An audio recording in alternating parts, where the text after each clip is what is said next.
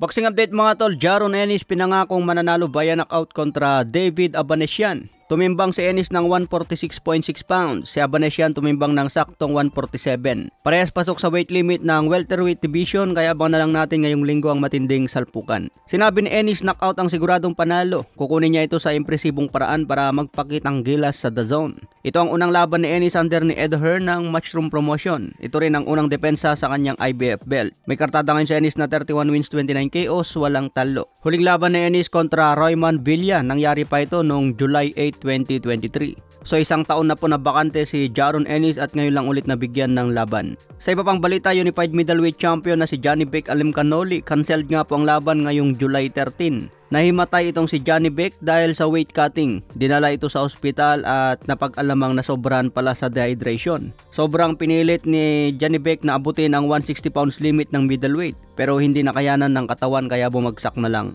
Cancel tuloy ang laban niya ngayong July 13. Mas maganda kung aakyat na lang siguro ng division si Johnny Beck para hindi na mahirapan sa 160 pounds. Pwede na lumaban sa 168 para sagupain si Canelo. Matatandaan ang nangyari kay Casimero noon kontra Paul Butler. Nagkasakit din si Casimero noon dahil sa weight cutting.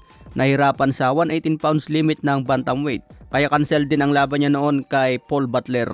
Kung maganda sana ang kondisyon ni Casimero noon, baka hindi natanggalan ng WBO belt at tinalo pa siguro si Paul Butler. Si Casimero sana ang lumaban kay Inoue for undisputed belt. So sayang yung mga pagkakataon na yun. Ito ang mahirap kasi sa boksingero. Pagdating sa weight cutting, gugutumin ang sarili para maabot ang limit. Sa iba pang balita, Oscar De La Hoya nakanday kasang laban ni William Cepeda versus Stevenson.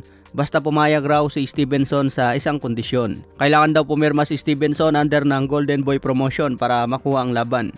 Balak din siguro ni De La Hoya na ipalaban si Ryan Garcia kay Shakur Stevenson kaya pinapipirma niya ito ng kontrata.